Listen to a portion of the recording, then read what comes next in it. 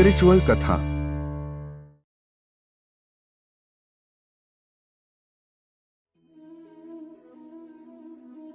सब कुछ झूठा हो सकता है, लेकिन भगवान के सामने बहाए आंसू नहीं। प्रेम का मतलब सिर्फ प्रेम नहीं होता। प्रेम का मतलब सम्मान और विश्वास होता है। वह सम्मान और विश्वास जो प्रेम से परे है। जब आप प्रभु के साथ जुड़ जाओगे तो आपकी परीक्षा आरंभ हो जाएगी। कुछ लोग इसे दुख समझते हैं तो कुछ लोग प्रभु की कृपा। छल, कपट, पाप का फल इसी धरती पर भोगना पड़ता है। याद रखना, समय किसी को क्षमा नहीं करता। सफलता का मतलब यह नहीं कि आपको किसी दूसरे से बेहतर बनना है, बल्कि सफलता का मतलब है जो आप अभी हैं उससे बेहतर बनना। वो कठिन परीक्षा लेता है मगर सहन करने की शक्ति भी देता है। आपकी जिंदगी में कुछ नहीं बदलेगा जब आप खुद को नहीं बदलेंगे। मुंह पर सच बोल देने और गुस्सा कर लेने वाले लोग उन लोगों से करोड़ों गुना बेहतर है जो आपके सामने कुछ और है और पीठ पीछे कुछ और है। किसी का दर्द समझने के लिए इंसान के अंदर का इंसान होना जरूरी है। कौवा कोयल की आवाज को दबा सकता है मगर खुद की आवाज मधुर नहीं बना सकता। उसी तरह निंदा करने वाला व्यक्ति एक सज्जन को बदनाम कर सकता है मगर वह खुद सज्जन नहीं बन सकता। अगर अकेलापन है तो उसे एक वरदान समझो, क्योंकि परमात्मा ने तुम्हें खुद में सुधार लाने का थोड़ा अधिक समय दे दिया है। अकेले रहने का आनंद सीख लो, क्योंकि कोई भी हमेशा के लिए आपके साथ नहीं रहेगा। वक्त की एक आदत बहुत अच्छी है, जैसा भी हो गुजर जाता है। कामयाब इंसान खुश रहे या ना रहे, खुश रहने वाला इंसान कामयाब जरूर हो जाता है। किसी का साथ होना ही सबसे ज्यादा कीमती हो जाए, वह रिश्ता जिंदगी का सबसे बड़ा हासिल होता है। जब सुखी हो तो भगवान को मत भूलना, और जब दुखी हो तो भगवान पर विश्वास रखना। उन्हें छोड़ देना उचित है जो आपके होने का मूल्य नहीं जानते हो। यदि जगत में प्रत्येक कार्य मनुष्य द्वारा संभव होता तो मेरा अस्तित्व ही नहीं होता। जहां से तुम्हारे रत्नों का अंत होता है वहीं से मेरा अर्थात ईश्वर का कार्य प्रारंभ होता है।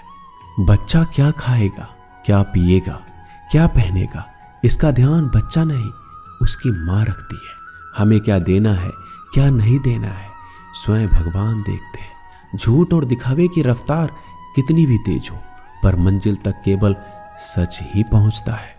लोग रंग बदलते हैं, मुरली वाला वक्त बदल देता है। मन एक सुंदर सेवक और खतरनाक स्वामी है। मनुष्य को जीवन की चुनौतियों से भागना नहीं चाहिए, ना ही भाग्य और ईश्वर की इच्छा जैसे बहानों का प्रयोग करना चाहिए। शांत बने रहो जब तक तुम्हारा सही वक्त नहीं आ जाता। इंसान का सबसे अच्छा मित्र स्वयं की आत्मा और मन होता है, जो अच्छी बातों पर शाबाशी देता है और बुरी बातों पर झकझोरता है। खाली हाथ आए हैं, खाली हाथ ही जाओगे। आज जो तुम्हारा है कल किसी और का होगा, इसलिए तू जो कुछ भी करता है उसे भगवान को अर्पण करता चल। स्वास्थ्य सबसे बड़ा उपहार है, संतोष सबसे बड़ा धन है, वफादारी सबसे बड़ा संबंध है। छल करोगे तो छल मिलेगा, आज नहीं तो कल मिलेगा। जियोगे जिंदगी सच्चाई से तो सुकून हर पल मिलेगा।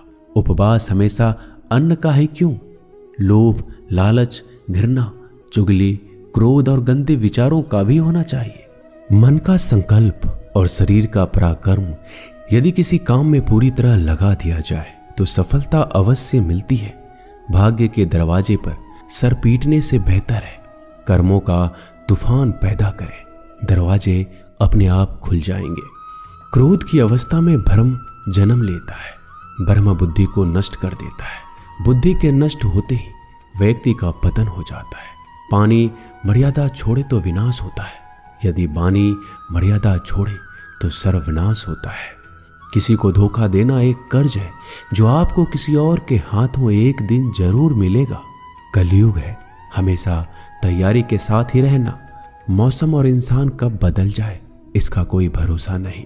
भगवान कहते हैं तुम मेरी ओर देखोगे, मैं भी तुम्हारी ओर देखूंगा। तुम जिस भाव से मुझे याद करोगे उसी भाव से मैं तुम्हारे पास आऊंगा। बदला लेने के लिए मत सोचो, आराम से बैठो। जिन लोगों ने आपके साथ बुरा किया है, अंत में उनके साथ भी बुरा ही होगा। इस दुनिया में जुनून जैसा कोई आंख नहीं है, मूर्खता जैसा कोई जाल नहीं है, नफरत जैसा कोई दरिंदा नहीं है और लालच जैसी कोई धार नहीं है। प्रसन्नता का कोई मार्ग नहीं है, बल्कि प्रसन्नता ही एक मार्ग है। अगर आप सही दिशा में हैं तो चिंता मत कीजिए, बल्कि उस दिशा में चलते रहिए। ऐसा करने से अवश्य ही आप अपने लक्ष्य को प्राप्त कर लेंगे। इस पूरी दुनिया में सबसे ज्यादा कीमती है समय, इसलिए बर्बाद ना करें, नहीं तो अंत में आपको पछतावे के अलावा कुछ नहीं मिलेगा। जिंदगी में अपनी तुलना किसी से मत करो। जैसे चांद और सूरज की तुलना नहीं की जा सकती, क्योंकि दोनों ही अपने वक्त पर चमकते हैं। यदि किसी काम को करने में डर लगे तो याद रखना, यह डर संकेत है कि आपका काम वाकई में बहादुरी से भरा है। ख्वाब जिनके ऊंचे और मस्त होते हैं, इम्तिहान भी उनके जबरदस्त होते हैं, हौसले भी उनके कई बार पस्त होते हैं, लेकिन जुनून में वह मदमस्त होते हैं। पहाड़ की ऊंचाई आपको कभी आगे बढ़ने से नहीं रोकती, बल्कि आपके जूते में पड़े कंकर आपको आगे बढ़ने से रोकते हैं। निकाल फेंको उस कंकर को। सिर्फ मरी हुई मछली को पानी का बहाव चलाती है। जिस मछली में जान होती है वो मछली अपना रास्ता खुद बनाती है।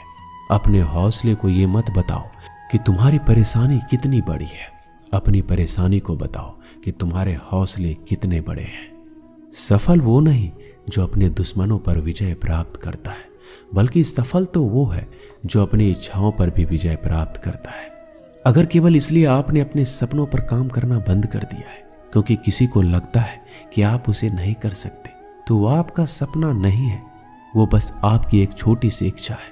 जो लोग आपको नजदीक से नहीं जानते, उनकी बातों को दिल पर मत लो, आगे बढ़ो और कुछ करके दिखाओ। जिंदगी में अच्छे लोगों की तलाश मत करो, बल्कि खुद अच्छे बन जाओ। आपसे मिलकर शायद किसी की तलाश पूरी हो जाए। यदि आप उड़ नहीं सकते तो दौड़ो, यदि आप दौड़ नहीं सकते तो चलो, अगर आप चल नहीं सकते तो रेंगते हुए चलो, लेकिन हमेशा आगे बढ़ते रहो। एक बार गुरु ने अपने शिष्य से पूछा, क्या आप जानते हैं हमारे अंदर एक बड़ा युद्ध निरंतर चल रहा है। जब सारे शिष्य चुप रहे तब गुरुजी बोले, वास्तव में सबसे बड़ी लड़ाई हमारे अंदर दो भेड़ियों की है। एक काला भेड़िया जो क्रोध, हिंसा, अहंकार, दुख, गलानी, लालच, चोर, झूठ की भाषा बोलता है। दूसरा सफेद भेड़िया जो आनंद, प्रेम, दया, विचार और सद्भावना की भाषा बोलता है। इसी लड़ाई के शोर में हम पहले से मौजूद मन की शांति भूलकर उसे कहीं और ढूंढने की कोशिश करते हैं। गुरु ने कहा, हमें इस लड़ाई के शोर से कोई नहीं बचा सकता। ये लड़ाई मेरे अंदर ही चलती है और ये आपके अंदर भी है। शिष्यों ने गुरु की बात ध्यान से सुनी और पूछा, गुरुजी, तो इस लड़ाई में जीत किसकी होगी? गुरुजी ने कहा, वही भेड़िया जीतेगा जिसे तुम खाना दोगे। खाना देने का मतलब है हमारे पास शक्ति है ध्यान देने की। हम जिस भेड़ियों की बातों पर ध्यान देंगे वो बड़ा ताकतवर होता जाएगा। इसलिए हमेशा क्रोध से पहले दया चुनना चाहिए, लालच से पहले उदारता, चिंता से पहले शांति और स्थिरता जोड़नी चाहिए और चलन से पहले सद्भावना को चुनना चाहिए। ऐसा करते करते हमारा मन अपने आप आनंदित रहने लगता है। जैसे शरीर को आराम दिया जाए तो वो ठीक होने लगता है, वैसे ही मन की शोर से आराम मिलता है, तब वो खुद ब खुद निर्मल हो जाता है। दोस्तों, इस वीडियो में बस इतना ही। मैं आशा करता हूँ कि आपने इस वीडियो से बहुत कुछ सीखा होगा। मिलते हैं अगले वीडियो में। अपना ख्याल रखिएगा। धन्यवाद। जय श्री कृष्णा।